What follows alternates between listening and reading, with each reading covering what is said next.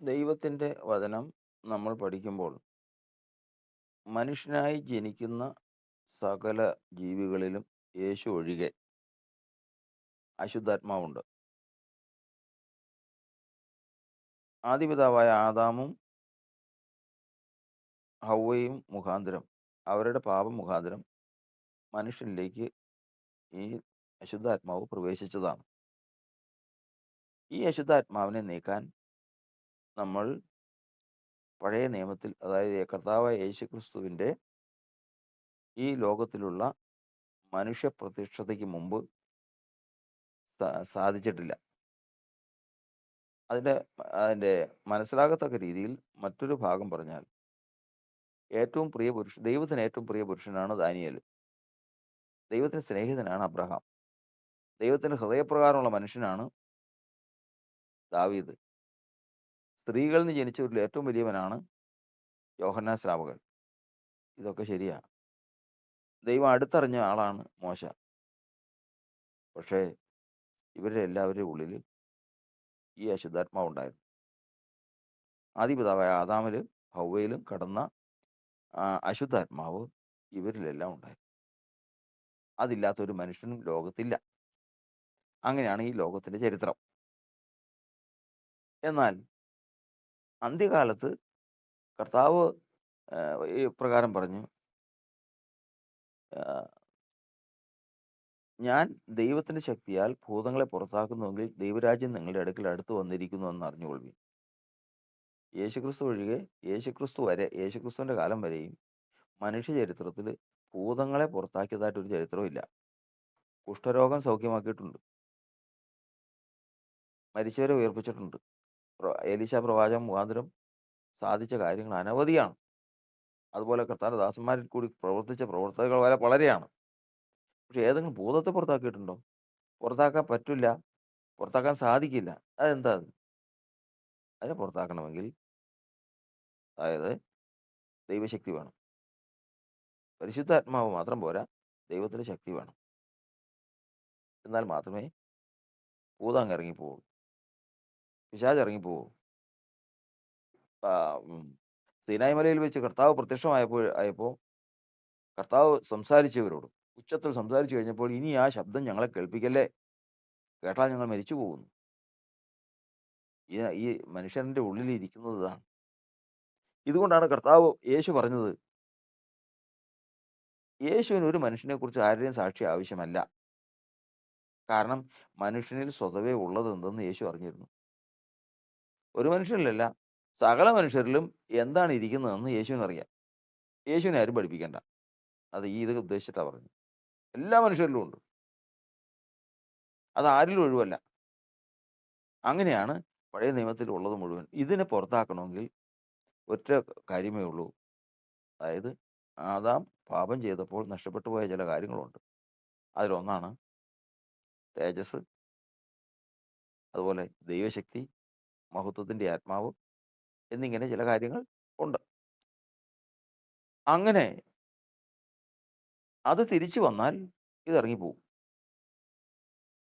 ഇതാണ്, ഈ ശക്തിയാണ് കർത്താവായ യേശുക്രിസ്തു ഈ ലോകത്തിൽ വന്നപ്പോൾ പ്രവർത്തിച്ചത്. അതാണ് നമ്മൾ ലൂക്കോസിന്റെ സുവിശേഷത്തിൽ വായിക്കുന്നത്. പിതാവായ ദൈവം അവനെ പരിശുദ്ധാത്മാവിലും ശക്തിയാലും അഭിഷേകം ചെയ്തു. ശക്തിയാലും പരിശുദ്ധാത്മാവിലും അഭിഷേകം ചെയ്യപ്പെട്ട ആദ്യത്തെ മനുഷ്യനാണ് യേശു. ആദാമിൽ ദൈവശക്തി നഷ്ടപ്പെട്ടതിന് ശേഷം പിന്നീട് ദൈവശക്തി വരുന്നത് യേശുക്രിസ്തുവിലാണ്. അതുകൊണ്ടാണ് യേശു ഭൂതങ്ങളെ പുറത്താക്കാൻ സാധിച്ചത്. യേശുവിൻ്റെ കാലം വന്നപ്പോഴേക്കും ഭൂതങ്ങൾ ലഘ്യം ബാധിച്ചവനായിരുന്നാലും ഏത് മനുഷ്യനായിരുന്നാലും യേശു പറഞ്ഞ് ഇറങ്ങിപ്പോകാൻ പറഞ്ഞ് ഇറങ്ങിപ്പോവും. കാരണം അവൻ ഹോളി സ്പിരിറ്റ് മാത്രമല്ല അവനിലുണ്ടായിരുന്നത്, ദൈവശക്തി ഉണ്ടായിരുന്നു. ആ ദൈവശക്തിയാണ് മനുഷ്യരിൽ നിന്ന് പിശാചുകളെ ഇറക്കിയത്. അപ്പോൾ ഇവിടെ നിന്ന് നമ്മൾ ചിന്തിക്കുന്നത് പ്രകാരമാണ്. ഇതിനെക്കുറിച്ചാണ് ഇന്ന് നമ്മൾ ചിന്തിക്കുന്ന ഈ ചിന്ത.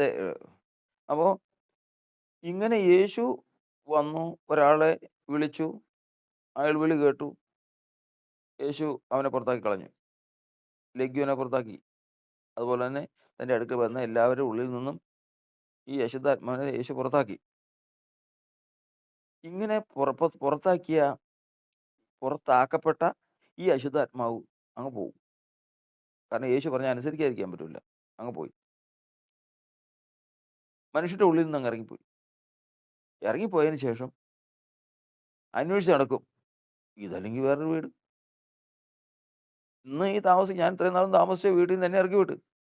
ഞാൻ വേറൊരു വീട്ടിൽ പോകും. കാരണം ആളുകളുണ്ടല്ലോ ഇഷ്ടം പോലെ. ഇന്ന് തന്നെ ഇപ്പോൾ 1000 കോടി മനുഷ്യരുണ്ട്.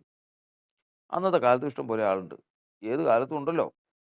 മനുഷ്യവംശം എന്ന് പറഞ്ഞു കഴിഞ്ഞാൽ എണ്ണിയാൽ തീരാത്ത പോലെ ഇങ്ങനെ വന്നുകൊണ്ടിരിക്കുകയല്ലേ.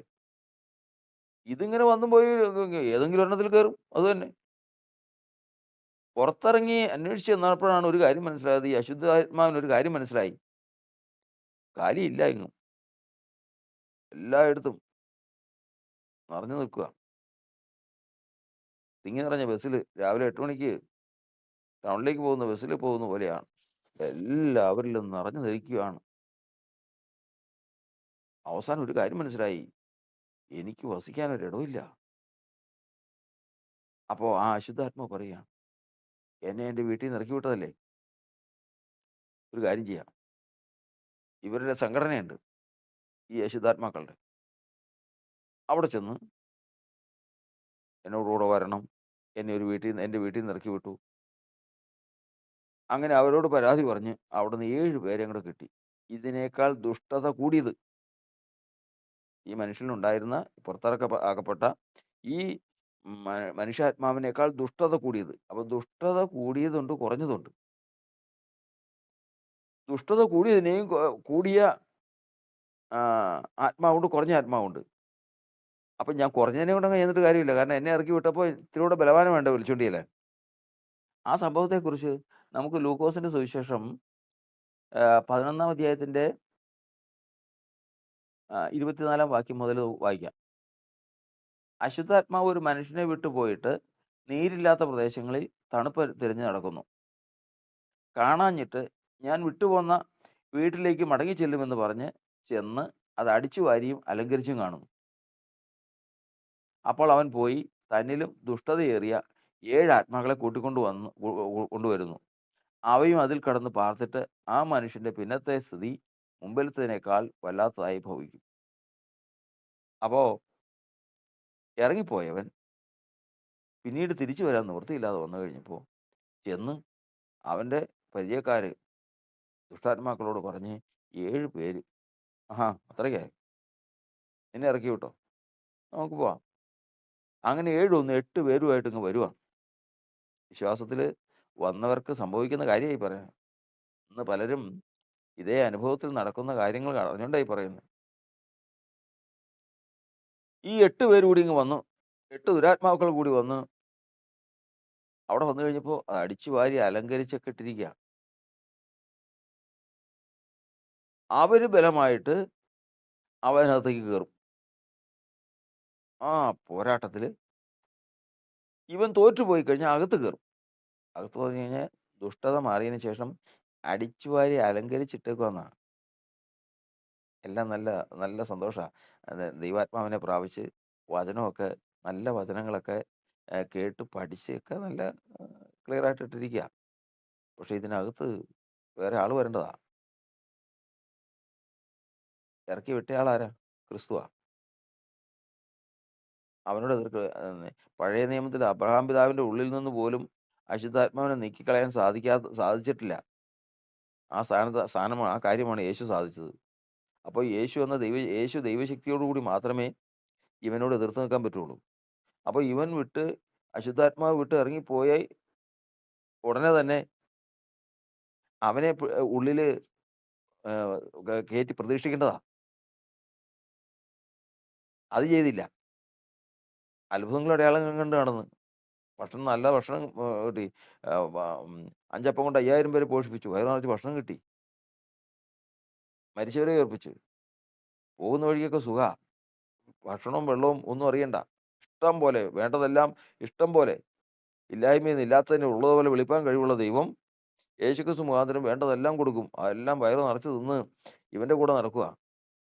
അശുദ്ധാത്മാവെല്ലാം അങ്ങ് പോയി. അടിച്ചു വാരി അലങ്കരിച്ച് നല്ല രസമാണ്. പക്ഷേ ഈ പോയവൻ തിരിച്ചു വരുമെന്നുള്ള അറിവില്ല. പോയവൻ തിരിച്ചു വരും. അവൻ കയറി പാർക്കും എന്നുള്ളത് അറിവില്ല. 10 കുഷ്ഠരോഗികൾ സൗഖ്യമായി. 9 പേര് അവരുടെ വഴിക്ക് പോയി. പക്ഷേ ഒരുവൻ വന്ന്, മടങ്ങി വന്നു. കർത്താവിന് അവനെ കർത്താവ് രക്ഷിച്ചു. അവന്റെ ഉള്ളിൽ കർത്താവ് വസിച്ചു. ഇന്നും സംഭവിച്ചുകൊണ്ടിരിക്കുന്നതാ. അനേകര് സുവിശേഷം അറിയിച്ച്, അനേകര് ആത്മാവിനെ പ്രാപിച്ച്, പ്രവചനങ്ങളും, ദൂതുകളും, ആലോചനകളും, പ്രാർത്ഥനയും, അതിശയങ്ങളുടെ, അടയാളങ്ങളുടെയൊക്കെ സാക്ഷ്യങ്ങളുമായിട്ട് ലോകം മുഴുവനും നടക്കും. പക്ഷെ കുറെ കഴിയുമ്പോഴത്തേക്കും ഈ ഇറങ്ങിപ്പോയത് മുഴുവനും കൂടെ തിരികെ വന്ന് കയറി പാർത്തതിന് ശേഷം ഇന്ന് അവിശ്വാസിയേക്കാൾ അധമന്മാരെന്ന് പറയുന്നതുപോലെ ദുഷ്ടത അവരെ കണ്ട് പഠിക്കണം. ദുഷ്ടത എന്താണെന്ന് അവരെ കണ്ടിട്ട് അറിയണം എന്ന് പറയുന്നത് പോലുള്ള അവസ്ഥയിൽ ഇന്ന് ലോകത്തിൽ അനേവധി ജീവിതങ്ങൾ ആയിപ്പോയിരിക്കുന്നത് നമ്മുടെ ദൃഷ്ടാന്തമാണ്. നമുക്ക് ദൃഷ്ടാന്തമാണ്. അതുകൊണ്ടാണ് കർത്താവിന്റെ വചനത്തിൽ നമ്മൾ പഠിക്കുന്നത് ഈ ദുഷ്ടത ഏറിയവയെ വിളിച്ചുകൊണ്ട് വരിക. അപ്പൊ ഇവിടെ നിന്ന് നമ്മൾ ഇവിടെ ചിന്തിക്കുന്നത് ദൈവത്തിന്റെ ആ, ആത്മാവ് കൊണ്ട് യേശു പുറത്താക്കിയ ഈ ദുഷ്ടത ഏറിയവയുണ്ട്, ദുഷ്ടത കുറഞ്ഞവയുണ്ട്. അത് പറയാനാണ് നമ്മൾ ഇത്രയും ചിന്തിക്കുന്നത്. അതുകൊണ്ട് വിശ്വാസത്താൽ ക്രിസ്തു നിങ്ങളിൽ വസിക്കണം.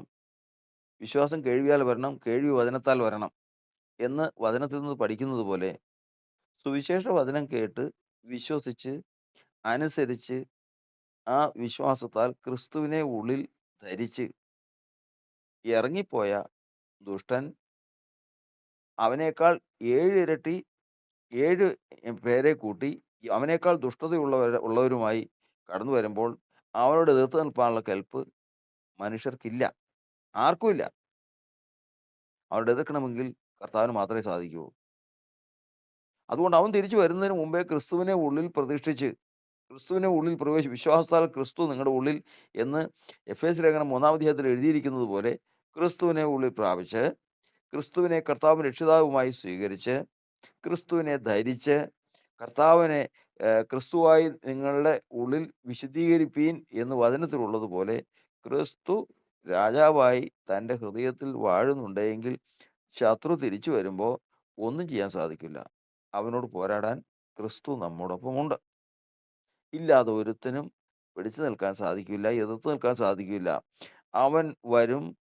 ആ ദുഷ്ടതയേറിയ ആത്മാക്കൾ വന്ന് പോരാടി അകത്ത് പ്രവേശിക്കും. അത് നമ്മൾ മുൻപുണ്ടായിരുന്ന അനുഭവത്തെക്കാൾ കൂടുതൽ വർഷത്തരത്തിലേക്ക് നീങ്ങുകയും ജീവിതം കുടുംബമടക്കം ദോഷത്തിലേക്ക് പോവുകയും ചെയ്യും. അതുകൊണ്ട് നമ്മൾ ദുഷ്ടന്റെ പ്രവർത്തനത്തെക്കുറിച്ച് അറിവില്ലാതിരിക്കരുത്. ഇതിൽ ദുഷ്ടത ഏറിയവയുണ്ട്, ദുഷ്ടത കുറഞ്ഞവയുണ്ട്. എല്ലാ മനുഷ്യരുടെ ഉള്ളിലും ഈ അശുദ്ധാത്മാവുണ്ട്. കർത്താവ് അതിനെ ഇറക്കിക്കളയും. ഇറക്കിക്കളഞ്ഞവൻ ക്രിസ്തുവിനെ സ്വീകരിച്ച് അവനെ ഹൃദയത്തിൽ ധരിച്ച് ആ ക്രിസ്തുവിൻ്റെ വളർച്ചയ്ക്ക് വേണ്ടി തൻ്റെ ജീവിതം മാറ്റിവെക്കേണ്ടതാകുന്നു. അല്ലാത്തതൊക്കെയും പരാജയപ്പെടുമെന്ന് മാത്രമല്ല മുൻപില്ലാത്ത ദുരവസ്ഥയിലേക്ക് നീങ്ങും. അങ്ങനെ നമുക്ക് വരാതിരിപ്പാൻ നമുക്ക് ക്രിസ്തുവിനെ സ്വീകരിക്കാം, ക്രിസ്തുവിനെ മഹത്വപ്പെടുത്താം.